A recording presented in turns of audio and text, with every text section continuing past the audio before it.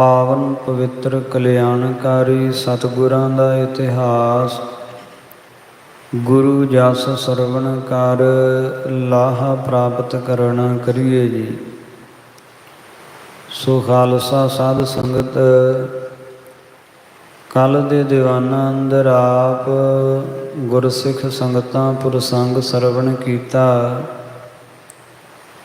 ਕਿ ਅਸਾਮ ਤੋਂ ਚੱਲ ਕੇ ਆਇਆ ਅਸਾਮ ਦਾ ਰਾਜਾ ਰਤਨ ਰਾਏ ਸ੍ਰੀ ਅਨੰਦਪੁਰ ਸਾਹਿਬ ਨਗਰੀ ਪਹੁੰਚਿਆ ਹੈ। ਕਲਗੀਧਰ ਪਾਤਸ਼ਾਹ ਸਤਿਗੁਰਾਂ ਦੇ ਸਜੇ ਦੀਵਾਨ ਅੰਦਰ ਜੋ ਬੇਸ਼ਕੀਮਤੀ ਨਜ਼ਰਾਨੇ ਲੈ ਕੇ ਆਇਆ ਉਹ ਸਤਿਗੁਰਾਂ ਦੀ ਹਜ਼ੂਰੀ ਵਿੱਚ ਲੈ ਕੇ ਪਹੁੰਚਿਆ।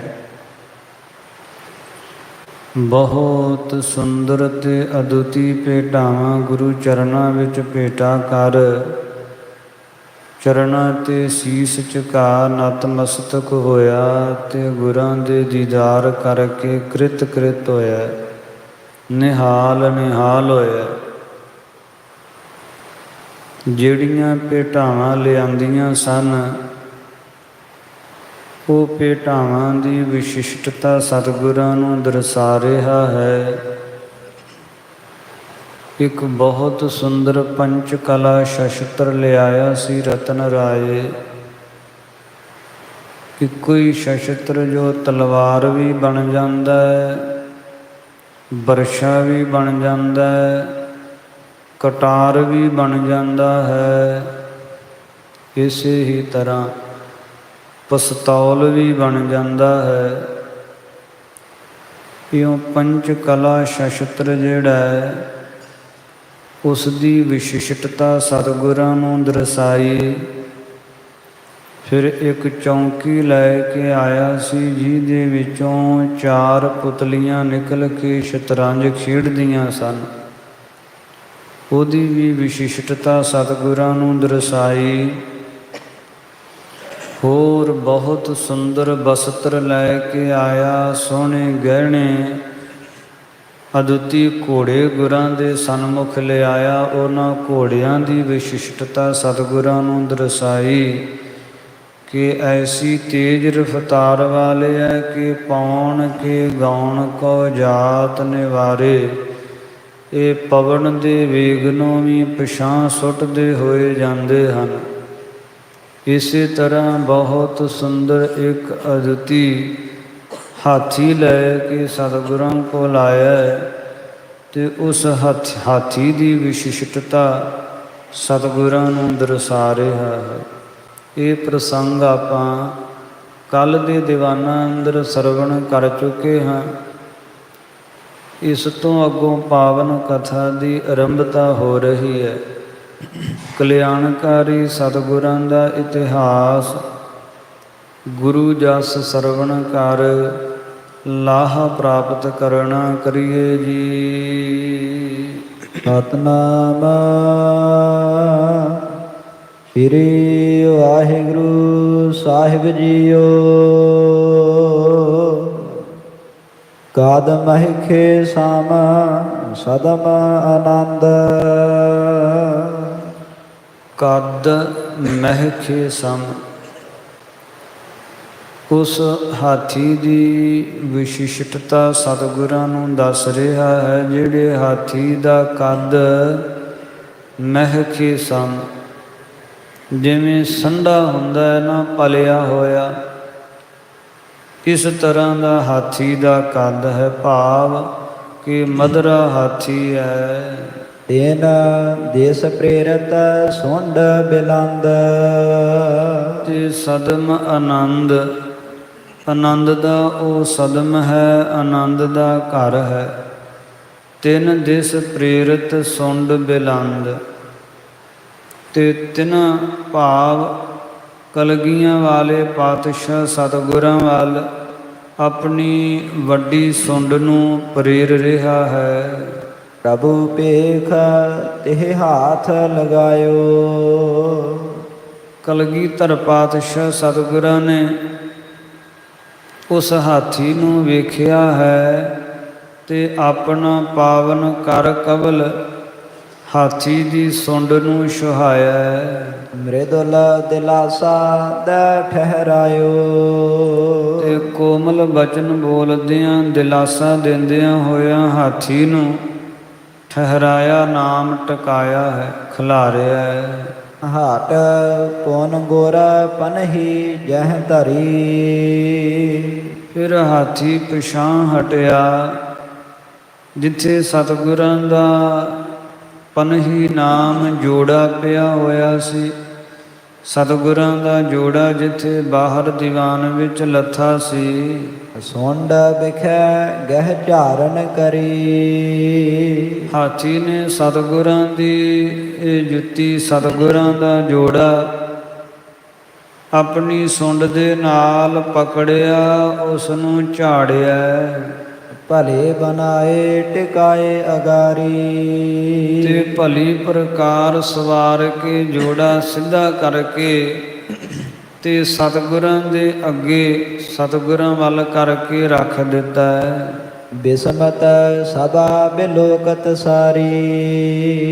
ਸਾਰੀ ਸਭਾ, ਸਾਰਾ ਦੀਵਾਨ ਇਸ ਤਰ੍ਹਾਂ ਹਾਥੀ ਦੀ ਸਿਆਣਪ ਨੂੰ, ਦਾਨਿਸ਼ਮੰਦਤਾ ਨੂੰ ਵੇਖ ਬਿਸਮਿਆ ਹੋਏ।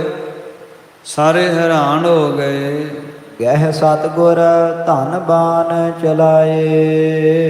ਸਤਿਗੁਰਾਂ ਨੇ ਤਦੋਂ ਧਨਖ ਪਕੜ ਕੇ ਤੇ ਬਾਣ ਚਲਾਏ ਹੈ, ਤੀਰ ਚਲਾਏ। ਰਤਨ ਰਾਏ ਦੱਸ ਰਿਹਾ ਨਾ ਹਾਥੀ ਦੀ ਵਿਸ਼ਿਸ਼ਟਤਾ ਜੀ। ਇਹ ਤੀਰ ਚਲਾ ਦਈਏ ਤੇ ਜਿੱਥੇ ਵੀ ਡਿੱਗੇ ਹੋਣ ਤੀਰ ਚੁੱਕ ਕੇ ਫਿਰ ਲੈ ਆਉਂਦਾ।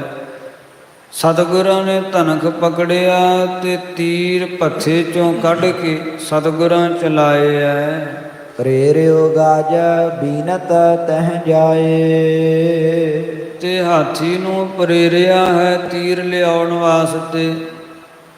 ਦੂਰ ਤੀਰ ਡਿੱਗਿਆਂ ਹੋਇਆਂ ਨੂੰ ਹਾਥੀ ਨੇ ਜਾ ਕੇ ਚੁਣਿਆ ਹੈ। ਹਾਥੀ ਨੇ ਸੁੰਡ ਨਾਲ ਤੀਰ ਇਕੱਠੇ ਕੀਤੇ ਐ।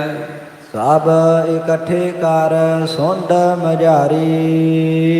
ਆਪਣੀ ਸੁੰਡ ਵਿੱਚ ਸਾਰੇ ਤੀਰ ਇਕੱਠੇ ਕਰਕੇ ਧਰੇ ਆਨ ਕਰ ਪ੍ਰਭੂ ਅਗਾਰੀ।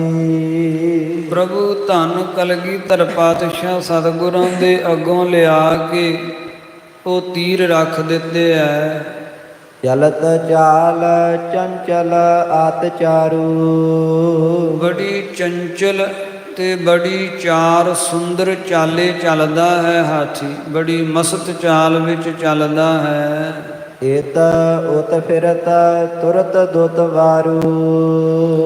ਬੜੀ ਹੀ ਦੁੱਤ ਵਾਲਾ, ਸ਼ੋਭਾ ਵਾਲਾ ਇਹ ਹਾਥੀ ਇਤ ਉਤ ਇਧਰ ਉਧਰ ਫਿਰਦਾ ਹੈ। ਲਾਗ ਲਾਗ ਕਿੰਕਨ ਗਰ ਮਹਿ ਬਾਜਹਿ। ਤੇ ਛੋਟੀਆਂ ਛੋਟੀਆਂ ਕਿੰਕਨ, ਕਿੰਕਨ ਨਾਮ ਜਿਹੜੇ ਘੁੰਗਰੂ ਹੈ ਛੋਟੇ ਛੋਟੇ, ਉਹ ਹਾਥੀ ਦੇ ਗਲ ਵਿੱਚ ਪਾਏ ਹੋਏ ਹਨ। ਕੰਚਨ ਕਾਮ ਝੂਲ ਸ਼ੁਭ ਸਾਜਹਿ। ਤੇ ਕੰਚਨ ਸੋਨੇ ਦਾ ਜਿਸ ਦੇ ਉੱਤੇ ਕੰਮ ਹੋਇਆ ਹੋਇਆ, ਸੋਨੇ ਦੀ ਜਿਸ ਦੇ ਉੱਪਰ ਨਕਸ਼ੀ ਕੋਰਾ ਆਦਿ ਲੱਗ ਕੇ ਬਹੁਤ ਸੁੰਦਰੀ ਕਢਾਈ ਕੱਢੀ ਹੋਈ ਹੈ। ਐਸਾ ਜਿਹੜਾ ਝੂਲ ਹੈ, ਜਿਹੜੀਆਂ ਝਾਲਰਾਂ ਹਨ ਉਹ ਸੁੰਦਰ ਸਾਜ ਰਹੀਆਂ ਹਨ। ਜਾਲ ਕੋਲੇ ਪੁਨ ਸੁੰਡ ਪਸਾਰੀ। ਫਿਰ ਜਲ ਲੈ ਕੇ ਤੇ ਆਪਣੀ ਸੁੰਡ ਧੋਤੀ ਹੈ। ਬੜਾ ਸਿਆਣਾ ਹੈ, ਸਤਿਗੁਰਾਂ ਦਾ ਜੋੜਾ ਝਾੜਿਆ ਹੈ ਨਾ, ਇਸ ਵਾਸਤੇ ਆਪਣੀ ਸੁੰਡ ਨੂੰ ਜਲ ਲੈ ਕੇ ਪਹਿਲੋਂ ਧੋਤਾ ਹੈ। ਗਹਿਵਾਈ ਤਿਸ ਮਹਿ ਭਰ ਝਾਰੀ। ਫਿਰ ਸੁੱਚੇ ਜਲ ਦੀ ਭਰੀ ਹੋਈ ਜਿਹੜੀ ਝਾਰੀ ਹੈ, ਜਿਹੜੀ ਸੁਰਾਹੀ ਹੈ, ਉਹ ਹਾਥੀ ਨੇ ਸੁੰਡ ਵਿੱਚ ਪਕੜੀ ਹੈ। ਜਥਾ ਦਾਸ ਕਰ ਚਰਨ ਧੁਵਾਵਹਿ। ਤੇ ਜਿਵੇਂ ਦਾਸ ਹੱਥ ਨਾਲ ਸਤਿਗੁਰਾਂ ਦੇ ਚਰਨਾਂ ਦਾ ਇਸ਼ਨਾਨ ਕਰਾਉਂਦੇ ਆ, ਸਤਿਗੁਰਾਂ ਦੇ ਚਰਨ ਧੋਂਦੇ ਆ, ਤਥਾ ਨੀਰ ਝਾਰੀ ਤੇ ਪਾਵਹਿ। ਉਸੇ ਤਰ੍ਹਾਂ ਝਾਰੀ ਵਿੱਚੋਂ ਸਰਾਹੀ ਵਿੱਚੋਂ ਸਤਿਗੁਰਾਂ ਦੇ ਚਰਨਾਂ ਤੇ ਜਲ ਪਾ ਕੇ ਤੇ ਸਤਿਗੁਰਾਂ ਦੇ ਚਰਨ ਧੋ ਰਿਹਾ ਹੈ। ਗੁਰ ਕੇ ਪਾਏ ਪਖਾਰਨ ਕਰੇ। ਸਤਿਗੁਰਾਂ ਦੇ ਪਾਵਨ ਚਰਨ ਕਮਲ ਪਖਾਰੇ ਹਨ, ਧੋਤੇ ਹਨ। ਪਾਟ ਕਉ ਗਹਿ ਪਹੁੰਚੇ ਬਿਦ ਖਰੇ। ਅਤੇ ਫਿਰ ਸੁੱਕਾ ਪੱਟ ਬਸਤਰ ਲੈ ਕੇ ਤੇ ਸਤਿਗੁਰਾਂ ਦੇ ਚਰਨਾਂ ਨੂੰ ਪੂੰਝਦਾ ਹੈ। ਸੁੰਡ ਵਿੱਚ ਬਸਤਰ ਲੈ ਕੇ ਤੇ ਸਤਿਗੁਰਾਂ ਦੇ ਚਰਨ ਪੂੰਝੇ ਹੈ ਹਾਥੀ ਨੇ। ਚਮਰ ਚਾਰ ਕੋ ਤਬ ਗਹਿਵਾਇਓ। ਫਿਰ ਚਾਰ ਨਾਮ ਸੁੰਦਰ ਚਵਰ ਹਾਥੀ ਦੀ ਸੁੰਡ ਵਿੱਚ ਪਕੜਵਾਇਆ। ਹਾਥੀ ਨੇ ਆਪਣੀ ਸੁੰਡ ਵਿੱਚ ਸੁੰਦਰ ਚਵਰ ਪਕੜਿਆ ਹੈ, ਫੜਿਆ ਹੈ। ਫਿਰ ਹੋਏ ਗੁਰ ਪਰ ਭਲੇ ਝੁਲਾਇਓ। ਤੇ ਖਲੋ ਗਿਆ ਹੈ ਸਤਿਗੁਰਾਂ ਦੇ ਪਿਛਲੇ ਪਾਸੇ ਜਾ ਕੇ ਤੇ ਸਤਿਗੁਰਾਂ ਦੇ ਸੀਸ ਦੇ ਉੱਤੇ ਚਵਰ ਚਲਾਉਣ ਲੱਗ ਪਿਆ। ਜਥਾ ਦਾਸ ਲੈ ਮਾਤ ਕਰ ਫੇਰ ਹੈ। ਜਿਸ ਤਰ੍ਹਾਂ ਦਾਸ ਬੜੀ ਸਮਝਦਾਰੀ ਨਾਲ, ਦਾਸ ਬੜੀ ਦਾਨਸ਼ਮੰਦਤਾ ਤੇ ਸਿਆਣਪ ਦੇ ਨਾਲ ਸਤਿਗੁਰਾਂ ਦੇ ਸੀਸ ਤੇ ਚਵਰ ਚਲਾਉਂਦੇ ਐ। ਤਥਾ ਟੁਰਾਵਤ ਚਾਮਰ ਪ੍ਰੇਰ ਹੈ। ਉਸੇ ਤਰ੍ਹਾਂ ਗੁਰਾਂ ਦੇ ਸੀਸ ਤੇ ਚਵਰ ਚਲਾ ਰਿਹਾ ਹੈ ਹਾਥੀ। ਸਤਿਗੁਰਾਂ ਦੇ ਸੀਸ ਤੇ ਚਵਰ ਕਰ ਰਿਹਾ ਹੈ। ਇਤਿਆਦਿਕ ਵਿਦਿਆ ਦਿਖਰਾਈ। ਇਤਿਆਦ ਜਿਹੜੀ ਵਿਦਿਆ ਹੈ, ਭਾਵ ਸਿੱਖਿਆ ਹੈ ਹਾਥੀ ਦੀ, ਉਹ ਰਤਨ ਰਾਏ ਨੇ ਸਤਿਗੁਰਾਂ ਨੂੰ ਵਿਖਾਈ ਹੈ ਜੀ। ਐਸੀਆਂ ਐਸੀਆਂ ਸਿਆਣਪਾਂ, ਐਸੀ ਐਸੀ ਸਮਝਦਾਰੀ ਇਸ ਹਾਥੀ ਵਿੱਚ ਹੈ। ਹਰਖਤ ਗੁਰੂ ਸਭਾ ਬਿਸਮਾਈ। ਸਤਿਗੁਰੂ ਜੀ ਬੜੇ ਪ੍ਰਸੰਨ ਹਨ। ਸਾਰੀ ਸਭਾ, ਸਾਰਾ ਦੀਵਾਨ ਬੜਾ ਬਿਸਮੈ ਹੈ। ਹਾਥੀ ਦੇ ਇਹਨਾਂ ਕੌਤਕਾਂ ਨੂੰ ਵੇਖ ਸਾਰੇ ਹੀ ਬੜੇ ਹੈਰਾਨ ਹਨ। ਹੋਏ ਪ੍ਰਸੰਨ ਮੁਖ ਬਾਕ ਉਚਰਿਓ। ਤੇ ਸਤਿਗੁਰੂ ਜੀ ਪ੍ਰਸੰਨ ਹੋ ਕੇ ਮੁਖੋਂ ਕਹਿਣ ਲੱਗੇ, ਨਾਮ ਪ੍ਰਸਾਦੀ ਗਾਜ ਕੋ ਧਰਿਓ। ਤੇ ਹਾਥੀ ਦਾ ਨਾਮ ਸਤਿਗੁਰਾਂ ਨੇ ਪ੍ਰਸਾਦੀ ਹਾਥੀ ਰੱਖ ਦਿੱਤਾ। ਬੜੀ ਸਤਿਗੁਰਾਂ ਨੇ ਪ੍ਰਸਾਦ ਕਿਰਪਾ ਕੀਤੀ ਹੈ ਨਾ ਹਾਥੀ ਤੇ ਹਾਥੀ ਨੇ ਸਤਿਗੁਰਾਂ ਦੀਆਂ ਪ੍ਰਸੰਨਤਾਵਾਂ ਖੁਸ਼ੀਆਂ ਲਈਆਂ ਤੇ ਹਾਥੀ ਤੇ ਪ੍ਰਸਾਦ ਕਰਦਿਆਂ ਗੁਰਾਂ ਕਿਰਪਾ ਕਰਦਿਆਂ ਹੋਇਆ ਇਸ ਹਾਥੀ ਦਾ ਨਾਮ ਪ੍ਰਸਾਦੀ ਰੱਖ ਦਿੱਤਾ। ਪ੍ਰਸਾਦੀ ਹਾਥੀ ਰੱਖਿਆ। ਸਿਤਾ ਘ੍ਰਿਤ ਮੈਦਾ ਸਮਦਾਏ। ਫਿਰ ਖੰਡ, ਘਿਓ, ਮੈਦਾ ਆਦ ਜੇਤਕ ਖਾਏ ਰਹੇ ਤ੍ਰਿਪਤਾਏ। ਜਿਤਨਾ ਕਿ ਛਕ ਕੇ ਤ੍ਰਿਪਤ ਹੋ ਜਾਵੇ, ਰੱਜ ਜਾਵੇ। ਸੌਂਪਿਓ ਦਾਸਨ ਕੋ ਹਿਤ ਸੇਵਾ। ਇਹ ਸੇਵਾ ਦਾਸਾਂ ਨੂੰ, ਸੇਵਕਾਂ ਨੂੰ ਸੌਂਪ ਦਿੱਤੀ ਹੈ। ਤੇ ਹਾਥੀ ਦੇ ਕੇ ਸੇਵਕਾਂ ਨੂੰ ਕਿਹਾ ਕਿ ਜਿਤਨਾ ਕੁ ਖੰਡ, ਘਿਓ, ਮੈਦਾ ਇਹ ਛਕ ਜਾਵੇ, ਉਹਨਾਂ ਕਿ ਇਹਨੂੰ ਤੁਸੀਂ ਨੇਮ ਦੇ ਨਾਲ ਛਕਾਇਆ ਕਰੋ ਤੇ ਹਰ ਤਰ੍ਹਾਂ ਦੇ ਨਾਲ ਇਸ ਪ੍ਰਸ਼ਾਦੀ ਹਾਥੀ ਦੀ ਸੇਵਾ ਕਰਿਆ ਕਰੋ। ਭਏ ਕਿਰਪਾਲ ਪ੍ਰਭੂ ਗੁਰਦੇਵਾ। ਪ੍ਰਭੂ ਸਰੂਪ ਗੁਰੂ ਧੰਨ ਕਲਗੀਧਰ ਪਾਤਸ਼ਾਹ ਸਤਿਗੁਰੂ ਜੀ ਬੜੇ ਕਿਰਪਾਲੂ ਹੋਏ, ਬੜੇ ਦਿਆਲੂ ਹੋਏ। ਰਤਨ ਰਾਏ ਕਰ ਜੋਰ ਉਚਾਰਾ। ਤੇ ਰਤਨ ਰਾਏ ਸਤਿਗੁਰਾਂ ਦੇ ਅੱਗੋਂ ਹੱਥ ਜੋੜ ਕੇ ਤੇ ਕਹਿਣ ਲੱਗਾ, ਸੁਨਹੁ ਜਗਤ ਗੁਰ ਰਾਤ ਮਝਾਰਾ। ਹੇ ਜਗਤ ਦੇ ਗੁਰੂ ਸਤਿਗੁਰੂ ਜੀ ਕਿਰਪਾ ਕਰੋ ਤੇ ਸੁਣੋ ਜਗਤ ਗੁਰ। ਸੁਨਹੁ ਜਗਤ ਗੁਰ ਰਾਤ ਮਝਾਰਾ। ਹੇ ਸਤਿਗੁਰੂ ਜੀ ਜਦੋਂ ਰਾਤ ਪੈਂਦੀ ਹੈ ਨਾ ਤੇ ਰਾਤ ਨੂੰ ਵੀ ਜਵਲਤ ਮਸਾਲ ਦੇਹ ਗਹਿਵਾਈ। ਹਾਥੀ ਨੂੰ ਬਲਦੀ ਹੋਈ ਜਿਹੜੀ ਮਿਸਾਲ ਹੈ ਉਹ ਪਕੜਵਾ ਦਿਓ, ਬਲਦੀ ਹੋਈ ਮਿਸਾਲ ਫੜਾ ਦਿਓ ਹਾਥੀ ਨੂੰ। ਕਰਤ ਪ੍ਰਕਾਸ਼ ਚੱਲਿਓ ਮਗ ਜਾਈ। ਤੇ ਮਗ ਰਸਤੇ ਵਿੱਚ ਅੱਗੇ ਅੱਗੇ ਮਾਰਗ ਜਿਹੜਾ ਹੈ ਉਸ ਨੂੰ ਪ੍ਰਕਾਸ਼ਿਤ ਕਰਦਾ ਜਾਵੇਗਾ। ਐਸਾ ਇਹ ਸਿਆਣਾ ਹਾਥੀ ਹੈ, ਰਸਤੇ ਵਿੱਚ ਮਾਰਗ ਨੂੰ ਪ੍ਰਕਾਸ਼ਿਤ ਕਰਦਾ ਜਾਵੇਗਾ ਮਿਸਾਲ ਨਾਲ। ਸੁਮਾਤਵੰਤ ਜਿਮ ਚਾਹੈ ਕਰਾਵਹਿ। ਬੜੀ ਹੀ ਸ੍ਰੇਸ਼ਟ ਮਤ ਵਾਲਾ ਹੈ, ਬੜਾ ਹੀ ਸਿਆਣਾ, ਜਿਵੇਂ ਤੁਸੀਂ ਚਾਹੋ ਉਸੇ ਤਰ੍ਹਾਂ ਇਹਦੇ ਪਾਸੋਂ ਕਰਵਾ ਸਕਦੇ ਹੋ। ਅਵਲੋਕਤ ਲੋਕਨ ਬਿਸਮਾਵਹਿ। ਤੇ ਵੇਖ ਵੇਖ ਕੇ ਲੋਕ ਬੜੇ ਬਿਸਮੈ ਹੋ ਰਹੇ ਆ, ਬੜੇ ਹੈਰਾਨ ਹੋ ਰਹੇ ਆ। ਇਸ ਕੇ ਸਾਮ ਜਗ ਲਹੀਐ ਆਨ ਨਾਮ। ਇਹ ਸਤਿਗੁਰੂ ਜੀ, ਇਹਦੇ ਵਰਗਾ ਹਾਥੀ ਜਗਤ ਦੇ ਵਿੱਚ ਆਨ ਹੋਰ ਨਹੀਂ ਲਹੀਦਾ, ਨਹੀਂ ਜਾਣੀਦਾ ਕਿਤੇ ਵੀ। ਸਹਿਤ ਸੁਪੈਦੇ ਸ਼ੋਭਤ ਆਨਨ। ਵੇਖੋ ਇਹਦਾ ਜਿਹੜਾ ਆਨਨ ਮੁੱਖ ਹੈ, ਭਾਵ ਜਿਹੜਾ ਇਹਦਾ ਮੱਥਾ ਹੈ ਉਹ ਸਫੇਦ ਰੰਗ ਦਾ, ਚਿੱਟੇ ਰੰਗ ਦਾ ਗੋਲਾਕਾਰ, ਜਿਵੇਂ ਚੰਦਰਮਾ ਪੂਰਨਮਾਸ਼ੀ ਦਾ ਹੁੰਦਾ, ਇਸ ਤਰ੍ਹਾਂ ਵੇਖੋ ਇਹਦੇ ਮੱਥੇ ਤੇ ਪੂਰਨਮਾਸ਼ੀ ਦੇ ਚੰਦਰਮਾ ਵਤ ਗੋਲ ਆਕਾਰ ਦਾ ਸਫੇਦ ਚਿੱਟਾ ਰੰਗ ਹੈ। ਨਹਿਨ ਨਗਰ ਅਰ ਨਹਿ ਕਿਸ ਕਾਨਨ। ਤੇ ਨਹਿਨ ਨਗਰ, ਕਿਸੇ ਨਗਰ ਵਿੱਚ ਇਹੋ ਜਿਹਾ ਹਾਥੀ ਨਹੀਂ ਸੁਣਿਆ, ਨਾ ਕਿਸੇ ਕਾਨਨ ਜੰਗਲ ਦੇ ਵਿੱਚ ਐਸਾ ਹਾਥੀ ਵੇਖਿਆ ਹੈ। ਏਤ ਦੇਖੈ ਹੈ ਜੇ ਸੁਨੇ ਨਾ ਕਾਨਨ। ਇਹ ਸਤਿਗੁਰੂ ਜੀ, ਜਦ ਕੰਨੀ ਹੀ ਨਹੀਂ ਸੁਣਿਆ ਕਿਸੇ ਦੇਸ਼, ਕਿਸੇ ਨਗਰ, ਕਿਸੇ ਇਲਾਕੇ ਵਿੱਚ ਅਜਿਹਾ ਹਾਥੀ, ਫਿਰ ਵੇਖਣਾ ਕਿੱਥੋਂ ਹੈ? ਜਦ ਸੁਣਿਆ ਹੀ ਨਹੀਂ ਹੈ ਤੇ ਵੇਖਣਾ ਕਿੱਥੋਂ ਨਸੀਬ ਹੋਵੇਗਾ? ਸੋ ਇਹ ਅਦੁੱਤੀ ਹਾਥੀ ਹੈ। ਸਰਬ ਸ਼ਿਰੋਮਣ ਰਾਵਰ ਜੈਸੇ।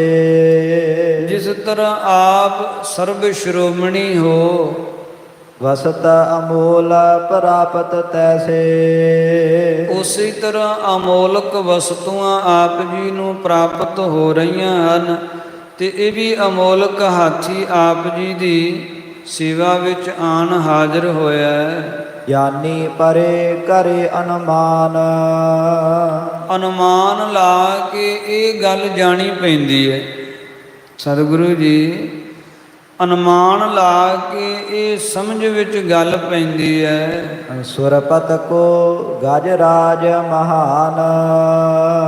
ਕਿ ਜਿਹੜਾ ਸੁਰਪਤ ਦਾ, ਦੇਵਿੰਦਰ ਦਾ ਗਜ ਹਾਥੀ ਹੈ, ਜਿਸ ਨੂੰ ਐਰਾਵਤ ਹਾਥੀ ਕਿਹਾ ਜਾਂਦਾ, ਜਿਹੜਾ ਹਾਥੀ ਸਮੁੰਦਰ ਮੰਥਨ ਸਮੇਂ ਨਿਕਲਿਆ ਸੀ ਤੇ ਇੰਦਰ ਨੂੰ ਪ੍ਰਾਪਤ ਹੋਇਆ ਸੀ, ਐਰਾਵਤ ਹਾਥੀ ਇੰਦਰ ਦੇ ਕੋਲ ਹੈ ਜਿਹੜਾ। ਨਿਜ ਤਨ ਕੋ ਤੁਮ ਹਿਤ ਪਲਟਾਇਓ। ਮਾਨੋ ਕਿ ਉਸੇ ਐਰਾਵਤ ਹਾਥੀ ਨੇ ਆਪਣੇ ਤਨ ਨੂੰ ਪਲਟਾ ਕੇ, ਆਪਣੇ ਤਨ ਨੂੰ ਬਦਲ ਕੇ ਅਲਪ ਆਕਾਰ ਬਚਿੱਤਰ ਬਨਾਇਓ। ਤੇ ਆਪ ਜੀ ਵਾਸਤੇ ਛੋਟਾ ਆਕਾਰ, ਬੜਾ ਵਿਚਿੱਤਰ, ਬੜਾ ਅਸਚਰਜ, ਇਹ ਸੋਹਣਾ ਸਰੂਪ ਧਾਰਨ ਕੀਤਾ ਹੈ ਐਰਾਵਤ ਹਾਥੀ ਨੇ। ਕਰਨ ਆਪ ਕੋ ਮੁਦਤ ਬਡੇਰੋ। ਤੇ ਆਪ ਜੀ ਨੂੰ ਮੁਦਤ ਕਹੀਏ ਪ੍ਰਸੰਨ ਕਰਨ ਵਾਸਤੇ, ਆਪ ਜੀ ਦੀਆਂ ਖੁਸ਼ੀਆਂ ਹਾਸਲ ਕਰਨ ਵਾਸਤੇ ਆਇਓ ਸ਼ਰਨ ਲੀਨ ਮਿਸ ਮੇਰੋ। ਤੇ ਮੇਰਾ ਮਿਸ ਬਹਾਨਾ ਲੈ ਕੇ ਆਪ ਜੀ ਦੇ ਪਾਸ ਆ ਗਏ। ਮੈਨੂੰ ਤੇ ਇੱਕ ਬਹਾਨਾ ਬਣਾਇਆ ਹੈ, ਮਾਨੋ ਐਰਾਵਤ ਹਾਥੀ ਆਪਣਾ ਰੂਪ ਬਦਲ ਕੇ ਆਪ ਜੀ ਦੀਆਂ ਕਲਗੀਧਰ ਪਾਤਸ਼ਾਹ ਖੁਸ਼ੀਆਂ ਲੈਣ ਵਾਸਤੇ ਮੇਰੇ ਬਹਾਨੇ ਦੁਆਰਾ ਆਪ ਜੀ ਦੀ ਸੇਵਾ ਵਿੱਚ ਆਣ ਹਾਜ਼ਰ ਹੋਇਆ ਹੈ। ਹੇਤ ਰਿਝਾਵਨ ਤੁਮਹਿ ਵਿਧਾਤਾ। ਜਾਂ ਫਿਰ ਜਿਹੜਾ ਵਿਧਾਤਾ ਹੈ, ਬ੍ਰਹਮਾ ਹੈ, ਮਾਨੋ ਉਸੇ ਨੇ ਆਪ ਜੀ ਦੀਆਂ ਖੁਸ਼ੀਆਂ ਲੈਣ ਵਾਸਤੇ ਕਿਦੋਂ ਪਠਿਓ ਰਾਜ ਕਰ ਗਜ ਗਾਤਾ। ਮਾਨੋ ਕਿ ਬ੍ਰਹਮਾ ਨੇ ਇਹ ਸੁੰਦਰ ਸੋਹਣਾ ਹਾਥੀ ਅਦੁੱਤੀ ਬਣਾ ਕੇ ਆਪ ਜੀ ਦੀ ਸੇਵਾ ਦੇ ਵਿੱਚ ਭੇਜਿਆ ਹੈ, ਕਿਉਂਕਿ ਘਾੜ ਤਾਂ ਬ੍ਰਹਮਾ ਘੜਦਾ ਹੈ ਨਾ। ਸੋ ਇਹ ਬ੍ਰਹਮਾ ਨੇ ਮਾਨੋ ਹਾਥੀ ਦੇ ਇਹ ਆਕਾਰ ਦੀ ਘਾੜਤ ਘੜੀ ਹੈ ਤੁਹਾਡੀਆਂ ਖੁਸ਼ੀਆਂ ਲੈਣ ਵਾਸਤੇ, ਤੇ ਇਹ ਘਾੜਤ ਘੜ ਕੇ ਤੁਹਾਡੀ ਸੇਵਾ ਵਿੱਚ ਹਾਜ਼ਰ ਕਰ ਦਿੱਤਾ ਹੈ। ਇਤਿਆਦਿਕ ਕਾਰਨ ਕੁਛ ਹੋਏ। ਇਤਿਆਦ ਕੋਈ ਕਾਰਨ ਅਵਸ਼ ਹੀ ਰਿਹਾ ਹੋਵੇਗਾ। ਨਾਹੀਂ ਤਾਂ ਇਹ ਸਮਦੁਤੀ ਨਾ ਕੋਏ। ਅਨਿਅਥਾ ਕਲਗੀਆਂ ਵਾਲੇ ਪਾਤਸ਼ਾਹ ਇਹਦੇ ਵਰਗਾ ਦੂਜਾ ਹਾਥੀ ਕਿਧਰੇ ਵੀ ਸੁਣਿਆ ਤੇ ਵੇਖਿਆ ਨਹੀਂ ਹੈ। ਨਾ ਕਿਸੇ ਰਾਜੇ ਸਮਰਾਟਕ ਦੇ ਪਾਸ ਹੀ ਹੈ ਤੇ ਨਾ ਕਿਸੇ ਕਾਨਨ ਜੰਗਲ ਵਿੱਚ ਹੀ ਹੈ। ਰਤਨ ਰਾਏ ਕੇ ਸੋਨ ਸ਼ੁਭ ਬੈਨ। ਰਤਨ ਰਾਏ ਦੇ ਐਸੇ ਸੁੰਦਰ ਅਤੇ ਸ੍ਰੇਸ਼ਟ ਬਚਨ ਸੁਣ ਕੇ ਖੁਸ਼ੀ ਕੀਨ ਗੁਰ ਕਰੁਣਾ ਨੈਣ।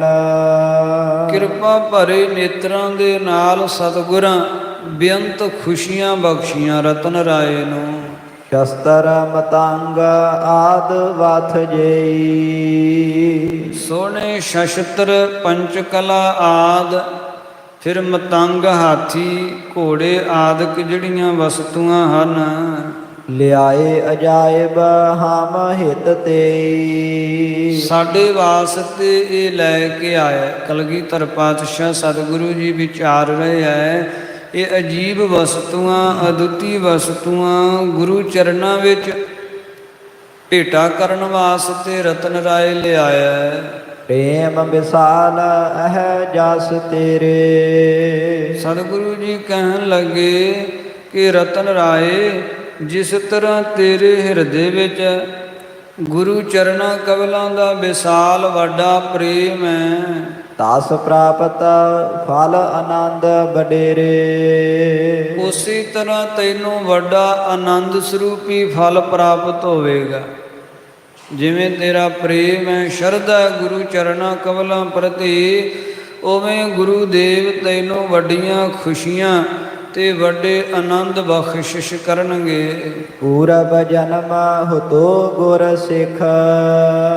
ਪੂਰਬ ਜਨਮ ਦੇ ਵਿੱਚ ਰਤਨ ਰਾਏ ਤੂੰ ਗੁਰੂ ਨਾਨਕ ਦੇਵ ਜੀ ਦਾ ਸਿੱਖ ਸੀ। ਨਿਰੇਪ ਕੋ ਦੀ ਸੁਖ ਭੋਗਾ ਭਵਿੱਖ। ਤੇ ਸੇਵਾ ਕਰਦਿਆਂ ਰਾਜ ਦੀ ਇੱਛਾ ਸੀ ਤੇਰੇ ਮਨ ਵਿੱਚ, ਤੇ ਸਤਿਗੁਰਾਂ ਨੇ ਪ੍ਰਸੰਨ ਹੋ ਕੇ ਤੈਨੂੰ ਇਹ ਰਾਜ ਦੇ ਸੁਖ ਭੋਗਣ ਵਾਸਤੇ ਭਵਿੱਖ ਵਿੱਚ ਭੂਤਕਾਲ ਵਿੱਚ ਵਰ ਦਿੱਤਾ ਸੀ ਕਿ ਭਵਿੱਖ ਵਿੱਚ ਤੂੰ ਰਾਜ ਕੀ ਸੁਖ ਮਾਣੇਗਾ। ਗੁਰੂ ਦੀ ਅਣਥੱਕ ਸੇਵਾ ਕਮਾਈ ਸੀ ਪੂਰਵ ਜਨਮ ਵਿੱਚ, ਤੇ ਉਹ ਸੇਵਾ ਦਾ ਫਲ ਸਰੂਪ ਪ੍ਰਾਪਤ ਹੋਇਆ। ਕਿਉਂਕਿ ਗੁਰੂ ਦੀ ਸੇਵਾ ਗੁਰ ਸੇਵਾ ਤਪਾਂ ਸਿਰ ਤਪ ਸਾਰ। ਤਪਾਂ ਵਿੱਚੋਂ ਸ਼੍ਰੋਮਣੀ ਤਪ ਹੈ, ਤੇ ਤਪੱਸਿਆ ਦੁਆਰਾ ਹੀ ਰਾਜ ਭਾਗ ਮਿਲਦੇ ਹੈ। ਤੂੰ ਗੁਰੂ ਦੀ ਸੇਵਾ ਕਮਾਈ ਤੇ ਸਤਿਗੁਰਾਂ ਨੇ ਤੈਨੂੰ ਵਰ ਦਿੱਤਾ ਸੀ ਭਵਿੱਖ ਵਿੱਚ ਤੈਨੂੰ ਰਾਜ ਦੇਵਾਂਗੇ। ਸੋ ਉਹ ਫਲ ਸਰੂਪ ਸਦਕਾ ਤੈਨੂੰ ਅਸਾਮ ਦਾ ਰਾਜ ਪ੍ਰਾਪਤ ਹੋਇਆ ਹੈ। ਏਮ ਕਹਿ ਪਦ ਅਰਬਿੰਦ ਪਖਾਰੇ। ਇਸ ਤਰ੍ਹਾਂ ਕਹਿੰਦਿਆਂ ਹੋਇਆ ਕਲਗੀਧਰ ਪਾਤਸ਼ਾਹ ਸਤਿਗੁਰਾਂ ਨੇ ਸੇਵਕਾਂ ਨੂੰ ਕਹਿ ਕੇ ਆਪਣੇ ਚਰਨ ਕਮਲ ਜਿਹੜੇ ਹੈ ਉਹ ਪਖਾਰੇ ਹੈ, ਧੋਤੇ ਹੈ। ਪਾਹੁਲ ਦਈ ਭਾਗ ਜਿਸ ਭਾਰੇ। ਜਿਸ ਰਤਨ ਰਾਏ ਦੇ ਮਸਤਿਸ਼ਟ ਦੇ ਭਾਗ ਬਹੁਤ ਭਾਰੇ ਹੈ, ਬਹੁਤ ਵੱਡੇ ਹੈ, ਤੇ ਸਤਿਗੁਰਾਂ ਨੇ ਆਪਣੀ ਚਰਨ ਪਹੁਲ ਦੇ ਕੇ ਸਿੱਖ ਬਣਾਇਆ। ਵਾਹਿਗੁਰੂ ਨਿਜ ਮੰਤਰ ਦ੍ਰਿੜਾਇਓ। ਤੇ ਜਿਹੜਾ ਆਪਣਾ ਭਾਵ ਗੁਰੂ ਮੰਤਰ ਹੈ ਉਹ ਸੁਦ੍ਰਿੜ ਕਰਵਾਇਆ ਤੇ ਕਿਹਾ ਕਿ ਵਾਹਿਗੁਰੂ ਵਾਹਿਗੁਰੂ ਦਾ ਜਾਪ ਜਪਿਆ ਕਰ। ਵਾਹਿਗੁਰੂ ਗੁਰ ਮੰਤਰ ਹੈ, ਜਪ ਹਉਮੈ ਖੋਈ। ਇਉਂ ਵਾਹਿਗੁਰੂ ਗੁਰ ਮੰਤਰ ਦਾ ਉਪਦੇਸ਼ ਦਿੱਤਾ। ਭੋਗ ਮੋਖ ਦਾ ਭਲੇ ਬਤਾਇਓ। ਭਲੀ ਪ੍ਰਕਾਰ ਦੱਸਿਆ ਕਿ ਇਹ ਰਤਨ ਰਾਏ, ਇਹ ਜਿਹੜਾ ਗੁਰ ਮੰਤਰ ਹੈ ਇਹ ਭੋਗ ਤੇ ਮੋਖ ਦੋਨਾਂ ਦਾ ਹੀ ਦਾਤਾ ਹੈ। ਇਸ ਮੰਤਰ ਅਭਿਆਸ ਨਾਲ ਸਾਰੇ ਪਦਾਰਥਾਂ ਦੇ ਭੋਗ ਵੀ ਪ੍ਰਾਪਤ ਹੁੰਦੇ ਹਨ ਤੇ ਮੋਖ ਨਾਮ ਮੋਖਸ਼ਤਾ ਮੁਕਤੀ ਦੀ ਵੀ ਪ੍ਰਾਪਤੀ ਇਸ ਮੰਤਰ ਅਭਿਆਸ ਨਾਲ ਹੁੰਦੀ ਹੈ। ਸਚਵਨ ਸਹਿਤ ਚਮੋ ਨਰ ਬ੍ਰਿੰਦ। ਫਿਰ ਮੰਤਰੀਆਂ ਸੰਯੁਗਤ ਜਿੰਨੀ ਚਮੂ ਫੌਜ ਰਾਜੇ ਨਾਲ ਆਈ ਹੋਈ ਸੀ, ਲੈ ਪਗ ਪਾਹੁਲ ਅਦਕ ਆਨੰਦ। ਸਾਰਿਆਂ ਨੇ ਹੀ ਗੁਰਾਂ ਦੀ ਚਰਨ ਪਹੁਲ ਲਈ ਹੈ, ਗੁਰਾਂ ਦੇ ਸਿੱਖ ਸਜੇ ਹੈ ਤੇ ਸਿੱਖੀ ਧਾਰਨ ਕਰਕੇ ਬਹੁਤ ਆਨੰਦਿਤ ਹੋਏ। ਪ੍ਰੇਮ ਵਿਸਾਲ ਸਿੱਖ ਹੋਏ ਰਾਜਾ। ਪ੍ਰੇਮ ਵਿਸਾਲ ਬਹੁਤ ਵੱਡਾ ਪ੍ਰੇਮ ਹੈ ਰਤਨ ਰਾਏ ਦੇ ਮਨ ਦੇ ਵਿੱਚ ਤੇ ਸਿੱਖ ਹੋਏ ਰਾਜਾ। ਇਹ ਰਤਨ ਰਾਏ ਰਾਜਾ ਗੁਰਾਂ ਦਾ ਸਿੱਖ ਸਜ ਗਿਆ। ਕ੍ਰਿਤ ਕ੍ਰਿਤ ਹੋਇਓ ਸਹਿਤ ਸਮਾਜਾ।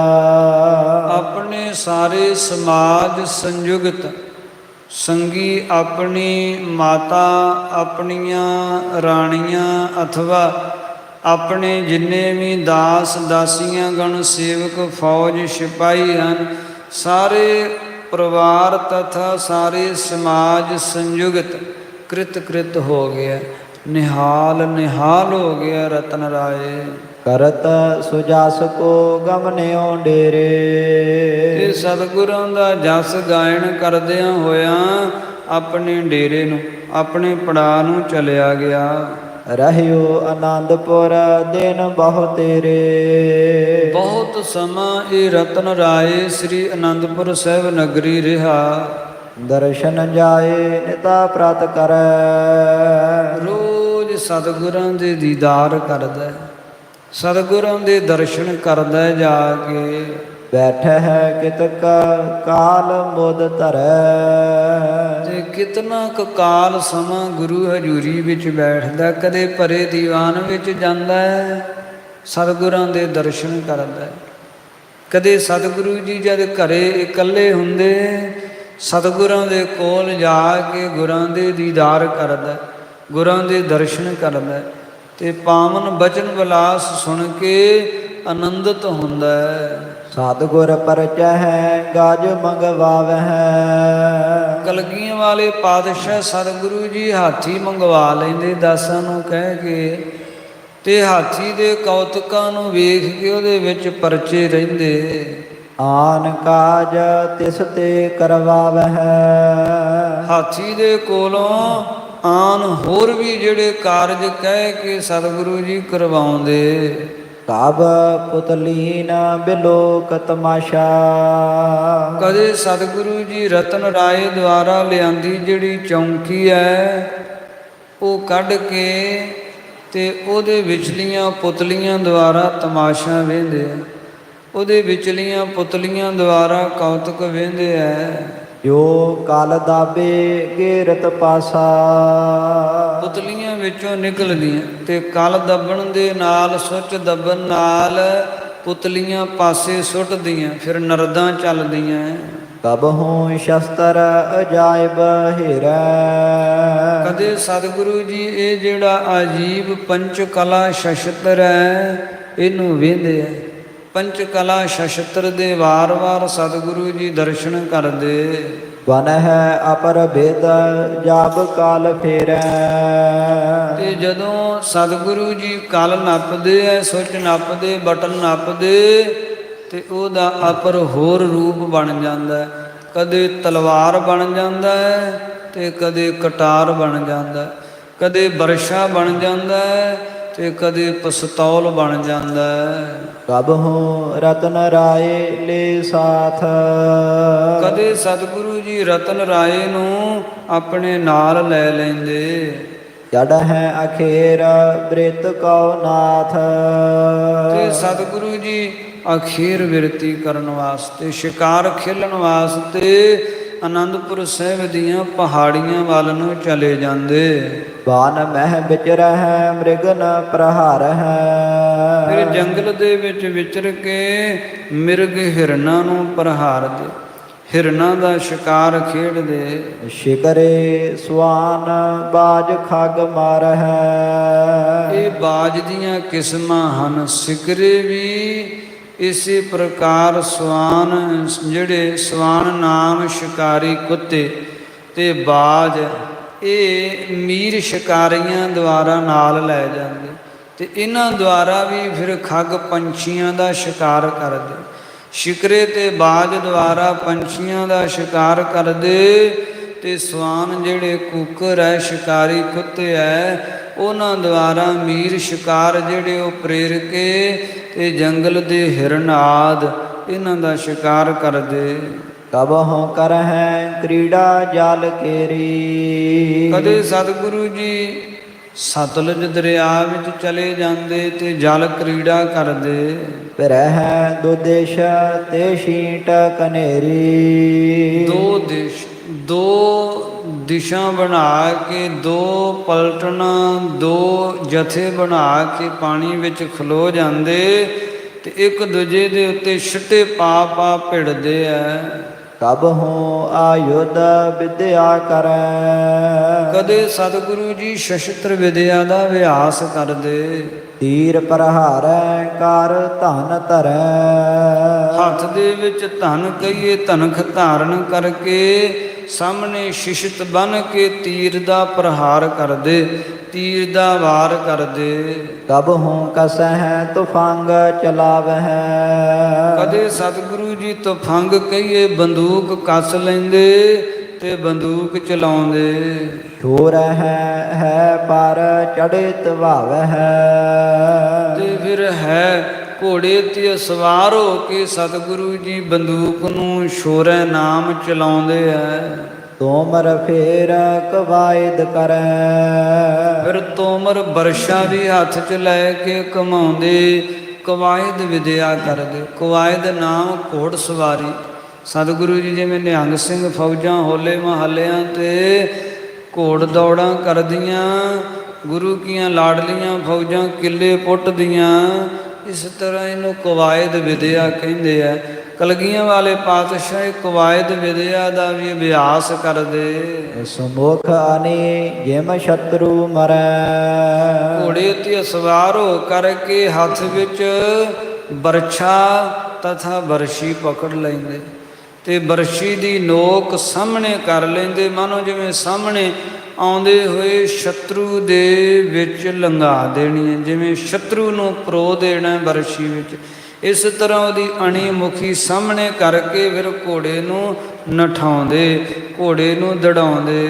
ਇਸ ਪ੍ਰਕਾਰ ਕੇ ਅਨਕ ਬਿਲਾਸਾ। ਤੇ ਜਿਹੜੇ ਫਿਰ ਕਿੱਲੇ ਜਿਹੜੇ ਐ ਉਹ ਕਈ ਆਦ ਦੇ ਬਣਾ ਕੇ ਅਭਿਆਸ ਕਰਦੇ ਆ ਨਾ, ਤੇ ਕਈ ਆਦ ਦੇ ਕਿੱਲੇ ਬਣਾ ਕੇ ਗੱਡੇ ਹੋਏ ਹੁੰਦੇ ਮੈਦਾਨ ਵਿੱਚ। ਸਤਿਗੁਰੂ ਜੀ ਉਹ ਨਠਾ ਕੇ ਕਿੱਲੇ ਪੁੱਟਦੇ। ਇਸ ਤਰ੍ਹਾਂ ਦਾ ਅਭਿਆਸ ਕਰਦੇ ਕਿ ਜਦੋਂ ਸ਼ਤਰੂ, ਕਿਉਂਕਿ ਕਿੱਲੇ ਪੁੱਟਣਾ ਇੱਕ ਕਵਾਇਦ ਵਿਦਿਆ ਦਾ ਅਭਿਆਸ ਹੈ ਕਿ ਭੱਜਾ ਜਾਂਦਾ ਹੁਣ ਘੋੜਾ ਹੈ, ਸ਼ਤਰੂ ਦੇ ਵਿੱਚੋਂ ਦੀ ਬਰਸ਼ੀ ਲੰਘਾਉਣੀ ਹੈ। ਹੁਣ ਬਰਸ਼ੀ ਵੀ ਹੱਥ ਵਿੱਚ ਪਕੜੀ, ਸਾਹਮਣੇ ਜਦੋਂ ਸ਼ਤਰੂ ਦੇ ਵਿੱਚ ਬਰਸ਼ੀ ਵੱਜੇਗੀ ਤੇ ਜਾਂ ਤੇ ਹੱਥ ਛੱਡਣਾ ਪਵੇਗਾ ਬਰਸ਼ੀ ਵਿੱਚੋਂ ਬੜੀ ਫੁਰਤੀ ਨਾਲ, ਤੇ ਜਾਂ ਫਿਰ ਆਪ ਹੀ ਘੋੜੇ ਤੋਂ ਡਿੱਗ ਪਵਾਂਗੇ, ਕਿਉਂਕਿ ਸਾਹਮਣੇ ਉਹ ਘੋੜਾ ਆ ਰਿਹਾ, ਸ਼ਤਰੂ ਦੇ ਬਰਸ਼ੀ ਵੱਜੀ ਹੈ ਤੇ ਬਲਪੂਰਵਕ ਇਹ ਵੀ ਘੋੜਾ ਨੱਠਿਆ ਜਾ ਰਿਹਾ। ਦੋਨਾਂ ਘੋੜਿਆਂ ਦਾ ਜਦੋਂ ਇਸ ਤਰ੍ਹਾਂ ਭੇੜ ਹੋਇਆ ਤੇ ਦੋਨਾਂ ਦਾ ਹੀ ਘੋੜਿਆਂ ਤੋਂ ਸ਼ਤਰੂ ਦਾ ਵੀ ਤੇ ਆਪਣਾ ਵੀ ਡਿੱਗਣਾ ਸੁਭਾਵਿਕ ਹੋਵੇਗਾ। ਪਰ ਜੇ ਹੁਣ ਇਹ ਅਭਿਆਸ ਕੀਤਾ ਹੋਵੇ ਕਿ ਬਰਸ਼ੀ ਇਸ ਤਰੀਕੇ ਨਾਲ ਮਾਰਨੀ ਹੈ ਜਿਵੇਂ ਕਿੱਲਾ ਪੁੱਟੀਦਾ, ਨਿਹੰਗ ਸਿੰਘ ਫੌਜਾਂ ਕਿੱਲਾ ਪੁੱਟਦੀਆਂ ਨਾ ਮਹੱਲਿਆਂ ਦੇ, ਤੇ ਕਿੱਲੇ ਵਿੱਚ ਬਰਸ਼ੀ ਲੱਗਦਿਆਂ ਸਾਰੀ ਹੱਥ 'ਚੋਂ ਇਉਂ ਘੁਮਾਉਣੀ ਹੈ ਕਿ ਘੋੜਾ ਗਾਂਹ ਨੱਠ ਜਾਣਾ ਤੇ ਬਰਸ਼ੀ ਨੇ ਘੁੰਮ ਕੇ ਫਿਰ ਉੱਤੋਂ ਦੀ ਆ ਜਾਣਾ, ਤੇ ਜਿਹੜਾ ਕਿੱਲਾ ਬਰਸ਼ੀ 'ਚ ਪਰੋਇਆ ਗਿਆ ਉਹ ਨਾਲ ਚੁੱਕਿਆ ਜਾਣਾ, ਬਾਕੀ ਥੱਲੇ ਰਹਿ ਜਾਣਾ। ਇਸੇ ਤਰ੍ਹਾਂ ਸ਼ਤਰੂ ਰਣ ਭੂਮੀ ਵਿੱਚ ਸਾਹਮਣੇ ਆ ਰਿਹਾ, ਇਸ ਤਰੀਕੇ ਨਾਲ ਬਰਸ਼ੀ ਮਾਰਨੀ ਹੈ। ਹੱਥ ਘੁੰਮ ਕੇ ਬਰਸ਼ੀ ਜਾਂ ਤੇ ਬਰਸ਼ੀ ਸੰਯੁਗਤ ਸ਼ਤਰੂ ਵੀ ਘੁੰਮ ਕੇ ਉੱਤੋਂ ਦੀ ਆਵੇ, ਅਨੇਥਾ ਬਰਸ਼ੀ ਤੇ ਹੱਥ 'ਚ ਰਵੇ ਹੀ ਨਾ, ਉਹ ਡਿੱਗੇ ਨਾ ਤੇ ਆਪ ਵੀ ਘੋੜੇ ਤੇ ਬਹੁਤ ਸੁਚੇਤੀ ਦੇ ਨਾਲ ਬੈਠਾ ਰਵੇ। ਸੋ ਇਹ ਕਵਾਇਦ ਵਿਦਿਆ ਰਣ ਭੂਮੀ ਦੇ ਵਿੱਚ ਕੰਮ ਆਉਂਦੀ ਹੈ। ਜਿਹੜੀਆਂ ਗੁਰੂ ਕੀਆਂ ਲਾਡਲੀਆਂ ਫੌਜਾਂ ਘੋੜ ਦੌੜਾਂ ਕਰਦੀਆਂ, ਕੇਵਲ ਵਿਖਾਵੇ ਮਾਤਰੀ ਨਹੀਂ ਹੁੰਦੀਆਂ। ਗੁਰੂ ਪਿਆਰਿਓ, ਸਤਿਗੁਰਾਂ ਨੇ ਇਹ ਰਣ ਭੂਮੀ ਦੇ ਵਿੱਚ ਸ਼ਤਰੂ ਨਾਲ ਕਿਵੇਂ ਮੁਕਾਬਲਾ ਕਰਨਾ ਹੈ, ਇਹਨਾਂ ਵਿਦਿਆਵਾਂ ਦੁਆਰਾ। ਪੱਟੇਬਾਜ਼ੀ ਦੀ ਵਿਦਿਆ ਹੁੰਦੀ ਹੈ, ਪੱਟੇਬਾਜ਼ੀ ਦੀ ਵਿਦਿਆ ਕਹਿੰਦੇ ਆ ਗਤਕਾ, ਜਿਵੇਂ ਸੋਟੀਆਂ ਲੈ ਕੇ ਅਥਵਾ ਤਲਵਾਰਾਂ ਤੇ ਢਾਲਾਂ ਪਕੜ ਕੇ ਤੇ ਗਤਕੇ ਦਾ ਅਭਿਆਸ ਕਰਨਾ, ਇਹਨੂੰ ਕਹਿੰਦੇ ਪੱਟੇਬਾਜ਼ੀ ਦੀ ਵਿਦਿਆ ਦਾ ਅਭਿਆਸ। ਵਾਰ ਕਰਨਾ ਤੇ ਵਾਰ ਰੋਕਣਾ, ਕਿਹੜਾ ਵਾਰ ਆ ਰਿਹਾ, ਮੋਢੇ ਦਾ, ਗਿੱਟੇ ਦਾ, ਕਮਰ ਦਾ, ਗੋਡੇ ਦਾ, ਸਿਰ ਦਾ, ਸ਼ਤਰੂ ਕਿਹੜਾ ਵਾਰ ਕਰ ਰਿਹਾ ਤੇ ਕੀਤੇ ਹੋਏ ਵਾਰ ਨੂੰ ਕਿਸ ਤਰ੍ਹਾਂ ਰੋਕਣਾ ਹੈ, ਇਹ ਪੱਟੇਬਾਜ਼ੀ ਦੀ ਵਿਦਿਆ ਦੇ ਅਭਿਆਸ ਵਿੱਚ ਸਿੱਖਿਆ ਜਾਂਦਾ। ਸੋ ਇਹੀ ਕਾਰਨ ਹੈ ਕਿ ਗੁਰੂ ਕੀਆਂ ਲਾਡਲੀਆਂ ਫੌਜਾਂ ਦੇ ਵਿੱਚ, ਦਲਾਂ ਪੰਥਾਂ ਦੇ ਵਿੱਚ ਇਹ ਜਿਹੜੇ ਅਭਿਆਸ ਅੱਜ ਵੀ ਬਰਕਰਾਰ ਹਨ। ਜਦੋਂ ਵੀ ਮੇਲਿਆਂ ਤੇ ਮਹੱਲੇ ਖੇਡੇ ਜਾਂਦੇ, ਪਹਿਲੋਂ ਘੋੜ ਦੌੜਾਂ ਹੁੰਦੀਆਂ, ਕਵਾਇਦ ਵਿਦਿਆ ਦਾ ਅਭਿਆਸ ਹੁੰਦਾ, ਫਿਰ ਪੱਟੇਬਾਜ਼ੀ ਦੀ ਵਿਦਿਆ ਦਾ ਅਭਿਆਸ ਕਰਦੀਆਂ ਗੁਰੂ ਕੀਆਂ ਲਾਡਲੀਆਂ ਫੌਜਾਂ।